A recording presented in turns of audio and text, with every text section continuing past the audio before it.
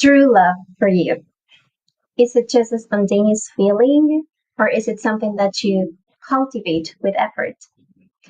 Is it steady, or can true love evolve and transform? Understanding what true love is in a world that's shaped by duality can be challenging sometimes. And that's why today we're going to talk about two stages of love in a talk that our speaker has titled How We Grow from Small Love to Sacred Love. Welcome, everyone. Today we're joined by Simon Haas from Costa Rica. And today he's going to guide us deeper into a practical understanding of love from the perspective of the Bhagavad Gita. Hi, Simon. Thanks for being here. Welcome once again. Thank you so much for the invitation, Subhadra. I'm very excited to be here. I actually, over the past few days, I've been reflecting on Ashram talks and this Bhagavad Gita study group that we have. So we're at this stage at the very end of chapter 2. And I remember when Ashram talks kindly invited me to participate, I was very excited because really it gives me an opportunity to study the Gita as a sacred text more deeply, but with a focus on practical application in everyday life. And this passage that we're going to look at today is actually one I committed to memory when I was 6 years old. Yanisha Sarva Bhutanam. But every time I've returned to it over the years, my appreciation for it and understanding of it has deepened. So in this episode, we'll be exploring this particular passage in the Bhagavad Gita, but we'll also pick up from our episode on November 10th, so episode number 53, in which we introduced Bhakti Yoga. So if you remember, we discussed the difference in that episode between what we might call small love and sacred love.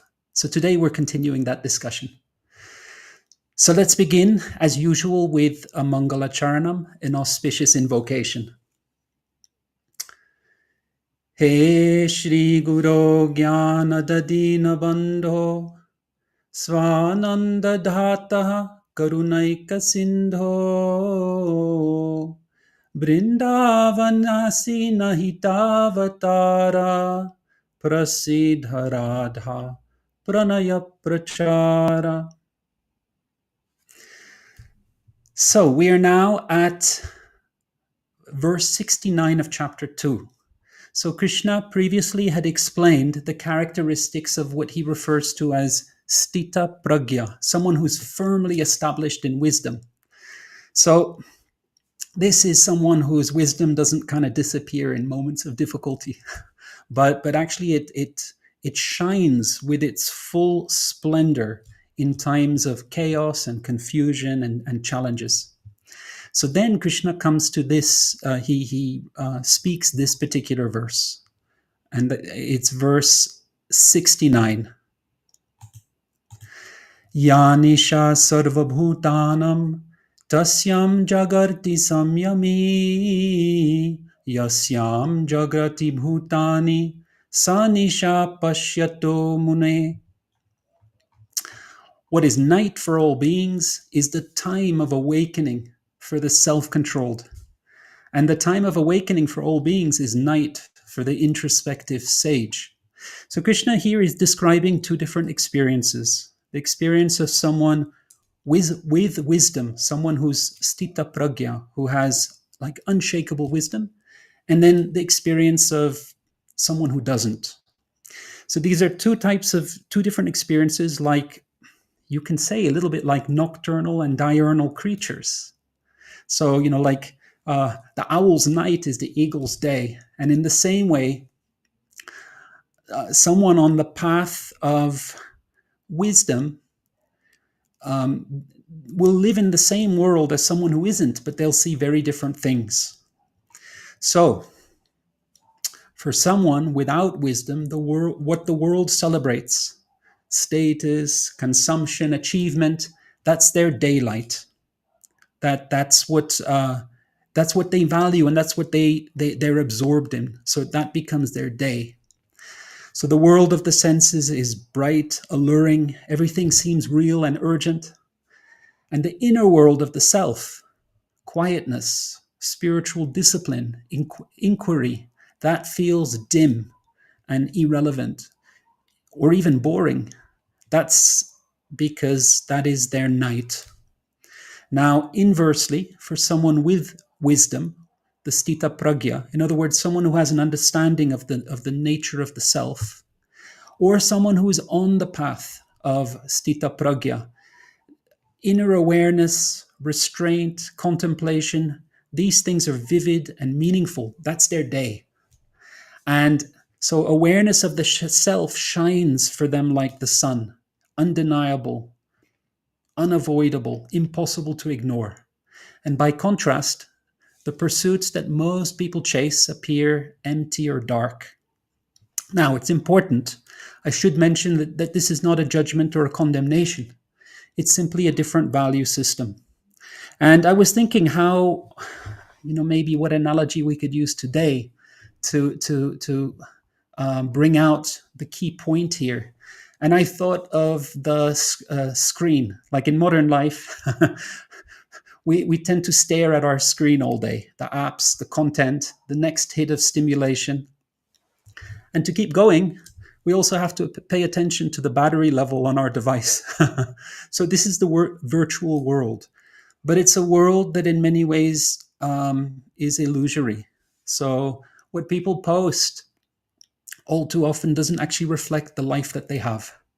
And it's very much on this idea of gathering, of attracting attention and projecting a particular image and seeing these other projections that others have.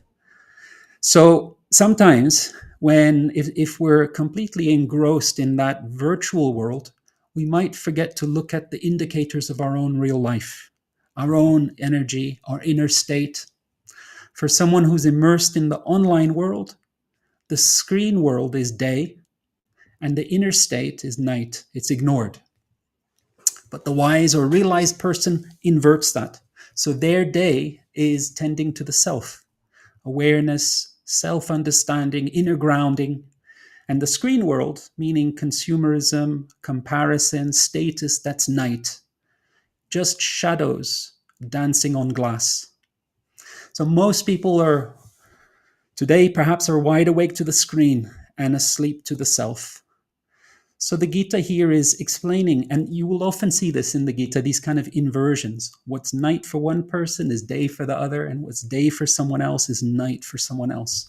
So to give you an example of that, we will come to a verse later, which describes the highest yogi or highest yogini. Atma paumyena sarvatra samam pashyati yorjuna sukham vaya divadukam sayogi paramo mataha. The highest yogi or yogini is someone who sees the happiness or good fortune of someone else as their own, and who sees the suffering or misfortune of others as their own as well. So here again, you see like an inversion, because generally we see in the world the opposite. And the very first verse of the Gita, I don't know if anyone's been following us from the beginning, but the opening verse of the Gita describes exactly the opposite of that, where the blind king, Dhritarashtra, he's not thinking in that way. He's thinking in the usual way that we approach life, which is that if we see someone who we regard as our competition, if they're doing badly, we're happy. We may not say it, but we'll be pleased. And if someone else is doing better than us, if someone else is really prospering and they're doing better than us, even if we regard them as a friend, we might not always feel the same joy as they feel. There might be something in our heart that pushes back against that.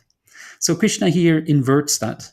The highest yogi or yogini is someone who is the opposite of that, who sees paradukkha dukhi, who sees the suffering, the misery of others as their own, and values it in the same way, and values the prosperity of others. So imagine that. Imagine a world where or even a community where we genuinely see the prosperity of others as our own. We value it in the same way. So you see that inversion. And another inversion that you see, coming back to that first verse of the Gita, is an inversion between the first verse and the last verse of the Gita. Now, this is something that I have mentioned and spoken about previously at the tail end of one of the episodes, but it's so important that I want to mention it again. So there are basically two approaches we can have to life. And one of them is represented by the opening verse of the Gita, and the other one by the closing verse. And I'm going to represent them using a mudra. So a mudra is a gesture, either of the whole body or the hands, that represents a particular quality of consciousness. So I'm going to represent the first verse and the last verse of the Gita using a mudra. And I have, you're not able to see this, but I have in front of me a big pile of gemstones. I have rose quartz, tiger's eye, quartz crystal, lapis lazulis, turquoise. There's even an emerald somewhere in there. So think of those gemstones as the various gifts that we've been accorded in this life. We've each been given so many gifts. Many of them we may even take for granted. We might not even be aware of them. So gifts like health, beauty, creativity, intelligence, financial means, so many different gifts. One of the most important gifts that we have is our unique personality, through which we can be of service in the world. We can make a unique contribution in life. So there are two ways we can approach life. And the first one is represented by this mudra. I don't know if you can see this. So it's a closed fist. Now, if this mudra could speak, what would it say? It would say, I'm going to take as much as I can, grab hold of as much as I can, and hold on to it as tightly as I can. Because if I loosen my grip, what I'm holding will fall from my fingers or someone else will take it from me. Now, this is a very problematic approach to life. It's the approach of Dhritarashtra in the beginning of the Gita. He says, Dharma kshetre kurukshetre samaveta yuyutsavaha. He's saying, what did my sons and the sons of Pandu, my opposition, what did they do? And he's thinking about holding on to a kingdom and making sure that it's in his hands, and he doesn't want to relinquish it. So the problem with this approach is that if the universe wants to give you more gifts, you're not in a position to be able to accept it. Your hands are tightly closed.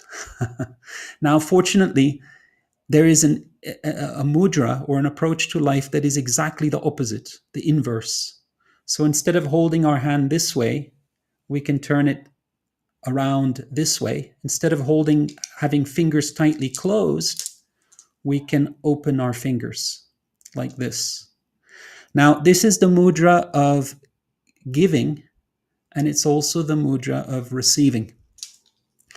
So with this particular approach to life, the universe is able to give us much more because our hands are open. And this is the approach of making our life an offering, of an act of giving, an act of service. So we see that this represents the final verse of the Gita, where Krishna, where Sanjaya, the narrator, explains what happens, what are the benefits of the different yoga systems that Krishna has explained throughout the Gita, and how someone's hands are never empty. So we've had this, I think we've all probably had this experience in our own life at various times. I know certainly in my own life, every time I've adopted a closed-fisted approach, I've only experienced limitation and kind of constriction and frustration. And every time I've focused on giving, I've adopted an open palmed approach. Incredible things have happened. I've somehow received far more than I imagined or expected. It's a rule of life. Someone who dedicates their life to giving, to service, their hands are never empty. So this inversion from a closed-fisted approach to life to an open-palmed approach to life is the transformation of yoga that the Bhagavad Gita promises. In India, the palm represents the heart. So speaking about mudras, you may know this mudra, the Anjali mudra. One of the meanings of it is my heart and your heart are one.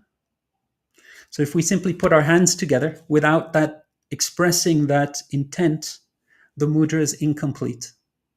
So mudra siddhi, or the perfection of the mudra, happens when we bring our palms together, but it's accompanied, or rather it's an expression of an inner intent and an approach that conveys that's expressing my heart and your heart are one. So you see here an inversion, and also small love and sacred love represents an inversion. So in the last episode, episode 53, we looked at some of the differences between small love and sacred love. And let's touch on a couple of those just as a kind of a summary. The sacred texts speak about the purity of love. Now that's very important because it implies that what passes as every day as love might be contaminated, right? It might be impure. It might be contaminated by ego, the desire to manipulate or control, by narcissism, unkindness, false perception, and so on. So small love is based on false perception because it's a love that emerges from our small human story that we create and carry around with us. And we think that we're the central character in our story, and everyone else is a side character. and so we don't truly see the other person in front of us. We see a secondary character in our own small human narrative. And so it's based on false perception. And it's highly conditional. If someone furthers our story, supports our story, they have our love and attention. If someone undermines or subverts our story, we feel threatened and we withhold our love. So put simply, small love can be highly conditional. That also makes it temporary. And this is how you get this unusual situation, baffling situation where two people might declare their undying love for each other one day, and then their undying hatred for each other in the divorce courts another day. And then another characteristic of small love is that typically it's limited to a small circle of friends and relatives. So it's not a love that extends to all beings. It might not even be a love that extends to ourselves, let alone to all beings. It's limited to a small circle. Some people, they extend their love to a community or a country, but rarely do we find a kind of love that extends to all souls without discrimination. We struggle, right, to love those who we can't relate to, or those who hurt and betray us. We might even have difficulty holding love in our heart for ourselves. That can be, at times, the most demanding of all. So by contrast, sacred love operates beyond the stories we enact and beyond the play of form in this world. It embraces all souls, and it's not something accidental. It's not a love we fall into. But as Subhadra explained, right, it's something, it's It's a capacity that's awakened and that we can strengthen. Someone whose heart is filled with sacred love expresses that in all their relationships. So in Sanskrit, sacred love is called bhakti. And bhakti yoga is the yoga practice of culturing such unconditional love. How? By directing it to the soul of all souls. So by directing it to Krishna, the soul of the universe. And in fact, it's when our ability, our capacity to love is directed to the soul of the universe, then what you find is an alchemical transformation from small love to sacred love. Now, we might think this kind of selfless, unconditional love that extends to everyone is the way maybe saints love. And I'm not a saint. How can I possibly develop a love like that? But we need to remember Arjuna was not a wandering saint, he was a warrior. And Krishna's teachings on sacred love are therefore meant for everyone. We can all find a deep fulfillment through this kind of love. And this Bhakti Yoga is Krishna's most confidential teaching. So in verse 61, which we covered in the previous, in episode 53, so some days ago, Krishna hints at Bhakti Yoga for the first time in the Gita. And that's why we're looking at Bhakti Yoga, the yoga of devotion, so that we can have something of an idea of Bhakti Yoga, because Krishna will begin speaking about that. And he describes it as his most confidential teaching, his secret of all secrets. In Bhakti Yoga, the yogi or yogini intensifies her love by purifying and deepening it. And love and compassion, in their truest sense, they are unlimited states of being, right? The more we practice them, the more they grow. So I am now, Subhadra, I'm now thinking whether to leave an exercise or to tell a story. I have one story which I would like to tell. It's called The 3 Lessons of Parijata. And it's about transforming small love into sacred love. But I'm going to save that for the next episode. And because we don't have so much time. And so what I would like to do is to finish with an exercise. Not so much an exercise, but something to reflect on.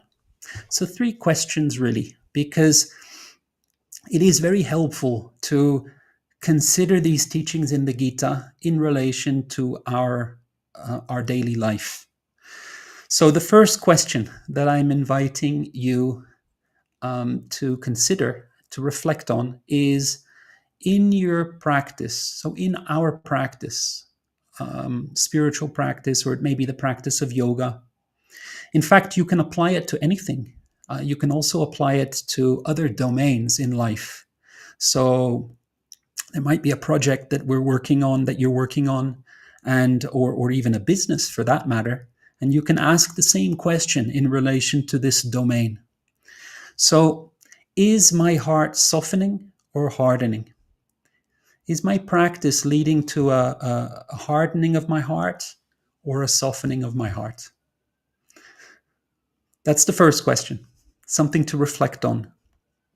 The second question is, in my relationships, and you can think of different relationships at work, relationships in the family, relationships within a community, or with fellow practitioners of yoga.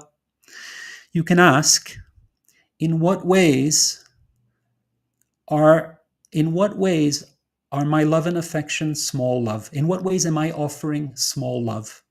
So we've looked at the characteristics of small love, that it's based on false perception.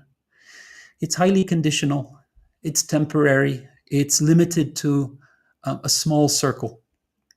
So this really is an invitation to look at love and affection in our own life, our capacity to So often, when we may say, when people say I love you, the focus is often on the I and not so much on the quality of love and affection that we're offering.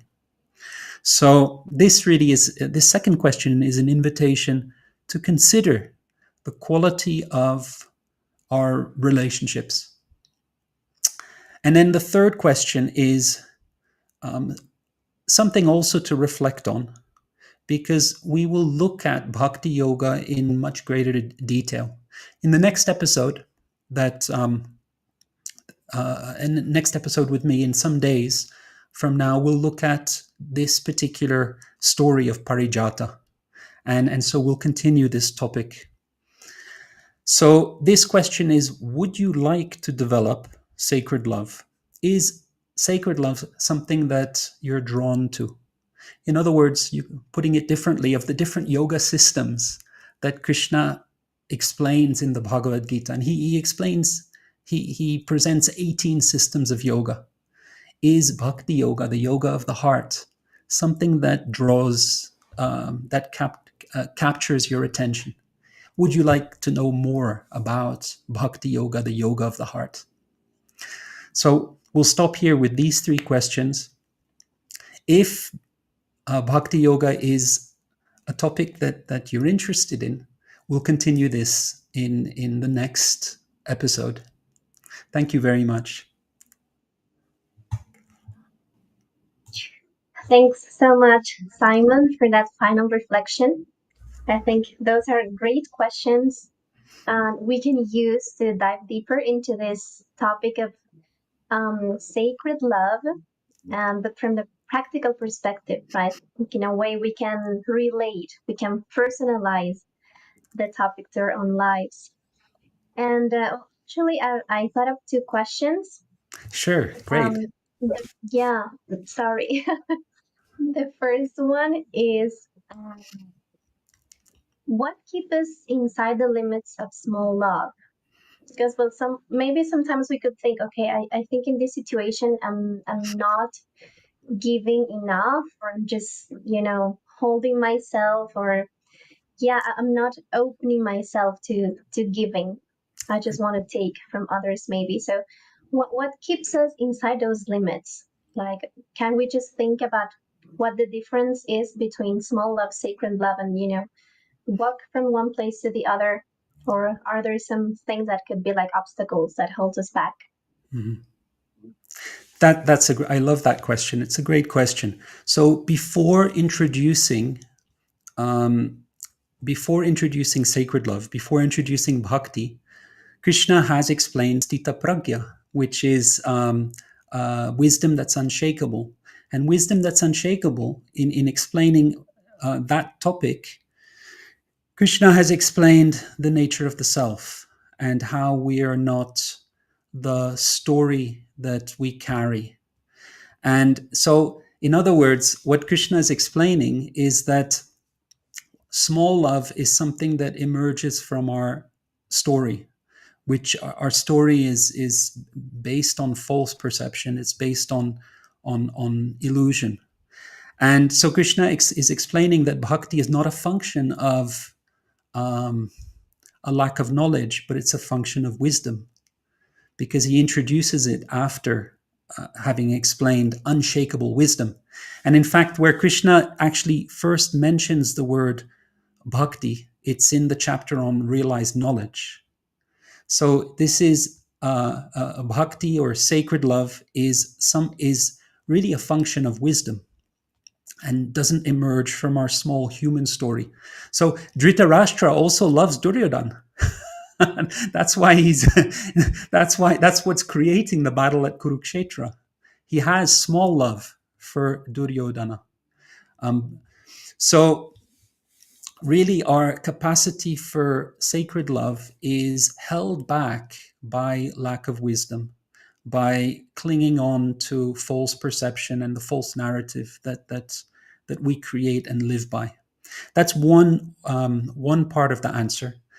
And the other part, which I'm hoping we'll look at with the story of Parijata next time, is that it's through directing our our capacity to love by directing that to the soul of the universe, the root of all consciousness.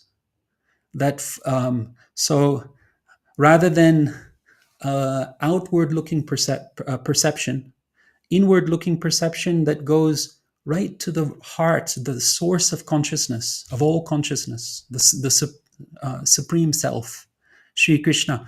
By directing our love to the sacred center, automatically our love and affection extends to all beings, not just to a small circle. So we'll look at that particular aspect in detail next time. Well, I'm really looking forward to joining that class. I don't know if I'm gonna be the host, but definitely I'm gonna watch live. I really want to listen to that story. And well, I have another question. I'm not quite sure in how to, you know, phrase it, but let's say that I ask myself the last question, like, would you like to, develop or sacred love? But I don't know, how do I know the answer is sincere? How do I know if I really want to or not? Because maybe I could say, well, yes, because I decided to take up this path, so that's what I'm supposed to do. Or, yeah, how can I know that I really want to do it or not? Right. It is true that on every path of yoga, so of the 18 different paths of yoga that Krishna sets out in the Gita, there will be challenges. And there may be certain stages where we will ask ourselves, shall I continue or shall I turn back? But that's the nature of any journey. So like a pathway into the mountains or a pathway into the valleys through a forest, there will be certain moments of, you might even say, discomfort or uncertainty. And on any yoga path, we will have to make a decision whether this is something we want to continue or whether we want to turn back. So Bhakti Yoga is a path that has a sadhana, it has a practice. It's not, here I want to say something in a way that is, and I mean this, I don't mean this, I mean this respectfully, but in the yoga community in the West, not for everyone, but quite commonly, yoga is is sometimes seen as like a buffet. You can take from here and take from there. And the idea is it can easily become something that one wants different experiences, right? I'll try a little bit of Ashtanga, I'll try a bit of meditation. And it becomes something where I don't even say the practitioner, because at that stage, it might not be proper practice. It becomes more an idea of enjoying different experiences. And as soon as there's a little bit of difficulty or you're tested a little bit, then you might want to try a different experience. But traditionally in India, one would not become like a kind of a certified yoga teacher with just 200 hours. Yoga is a lifelong practice, and generally a practitioner will focus on a particular form of yoga, and over many years, decades, will deepen her practice in that way. So it's a little bit like if you dig for water. You can dig many shallow puddles, many shallow holes, and never reach water. Really, for results, you dig one well. You select your location carefully. Don't just dig anyway. Select your location carefully, and then you dig a deep well. So yoga practice is something that takes time and requires commitment. And you're asking from that perspective, which as a serious practitioner, you're asking from that perspective. The question that I asked, I was thinking especially of those who might never have tried bhakti yoga before. They might have heard of it. They might know one or two things about it, but it's something new. And I'm inviting them to, because the heart is such a it's our most powerful faculty, the heart. People will give up, you even see this in the world, even with small love, actually, various types of small love, people will give their whole life in for love. They will sacrifice everything for it because the heart is the most powerful faculty that we have. And other types of yoga will engage the buddhi or the intellect, or jnana yoga, the mind, knowledge, karma yoga, the yoga of action. But bhakti yoga is the yoga of the heart. And so it's a very potent, very powerful system of yoga.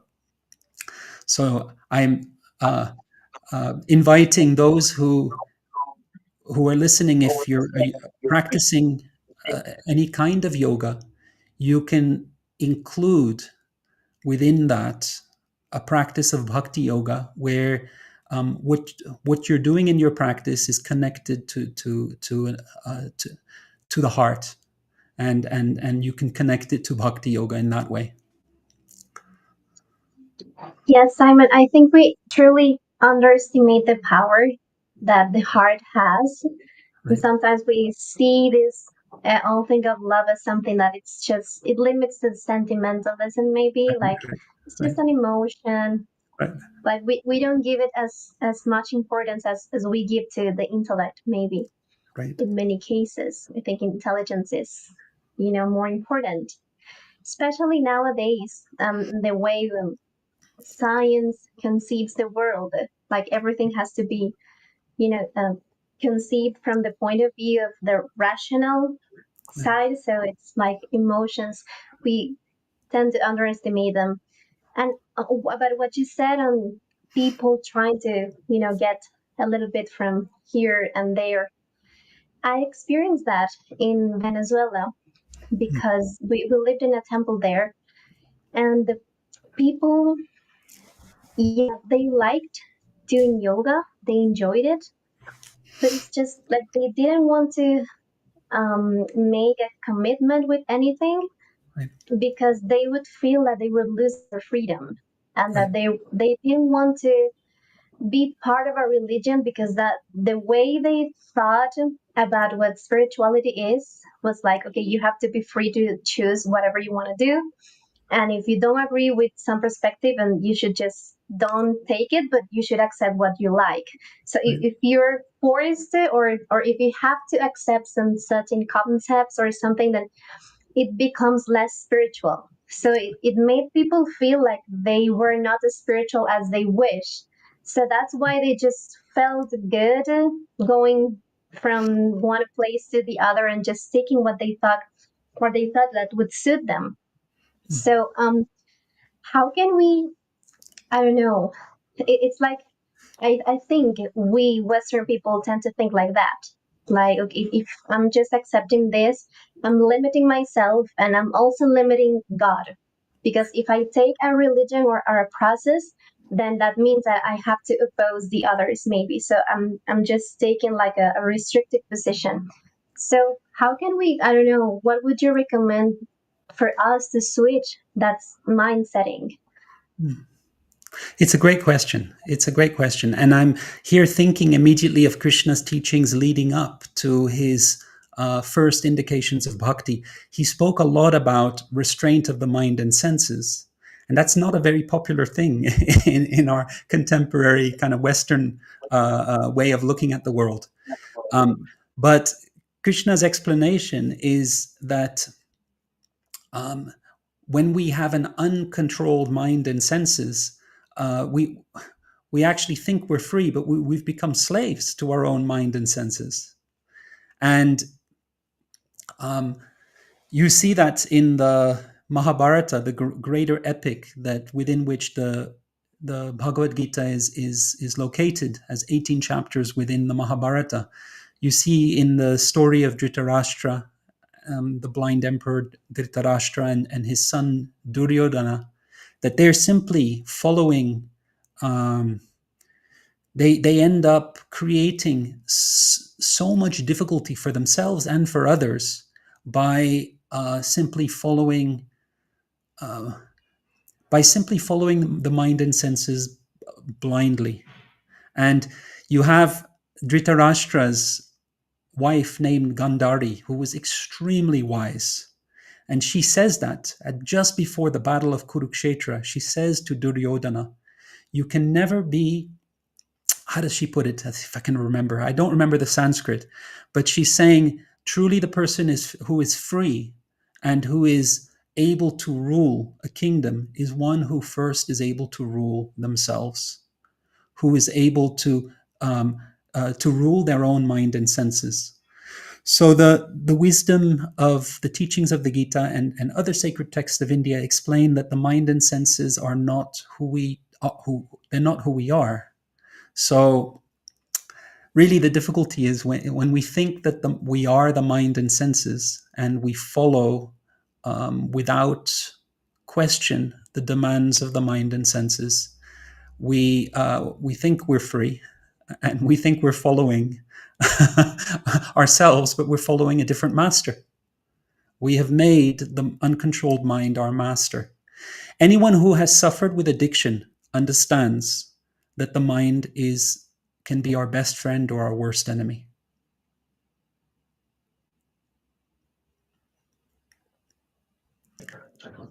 Yes, thank you, Simon. And I think that actually answers my question. Like, I think the key point is to understand that actually we're not so capable of guiding ourselves yet, but like we truly need some guidance from above. And we need to try to understand that, because actually we try to guide ourselves, but we're just using the input we've got from in our lives, like that's, I don't know, TV or our family, maybe with their own misconceptions or what other people think of us. So with that input, we're trying to take a path, but actually the mind is just taking us anywhere it likes. There are some very good. I was thinking of a couple of quotes on discipline that I don't remember them, so I'm not able to share them here in the moment. But it was about freedom and discipline. How someone is, I forget how it goes, but someone hasn't been able to learn the piano because they haven't been able to learn the piano because they've never been free. I forget how it goes, but it was very powerful how discipline actually creates, or tapas actually creates freedom. So someone is not able to do so many things because that they may have wanted to do, because they've never been able to invoke any discipline that's needed to be able to bring that into effect. Discipline really is simply the control of the mind and senses in one direction to achieve our full potential. That's what discipline or tapas is. And so that requires a certain control over oneself. So an athlete, for example, who becomes extremely good at what they do, in their training sessions, they're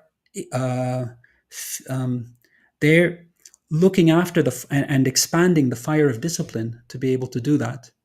And the sacred texts of India explain that tapas, discipline, leads to tejas, which is potency.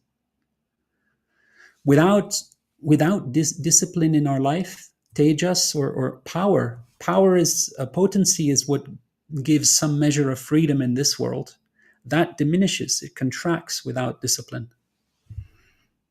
And we see that when we don't have control over the mind and senses, we're on our looking at screens the whole day. What do they call it? Doom scrolling on Facebook or any other social media app. Where is the freedom in that? We basically, in any kind of form of addiction, we've lost freedom. Thanks for bringing that topic, Simon. I think it's really important to have these kind of discussions, and I'm glad that people can get to see and listen to this because it raises awareness of ourselves, and it helps, of course. The power of sound can help us switch from one position to the other progressively. So thanks so much for discussing all of these important and deep topics, and really glad that we had the discussion. Also wanted to thank Colleen. She's always joining us Thank you, from Colleen. UK. Subhadra, She also I also want to add, Subhadra, that I will look for an opportunity to, in another episode, to go into that topic in greater detail because I love the question. So we'll explore this further. okay. That would be great, really, because these are like the small details, actually, of the practical daily life in the spiritual, in the spiritual practice, what we need to be aware of daily.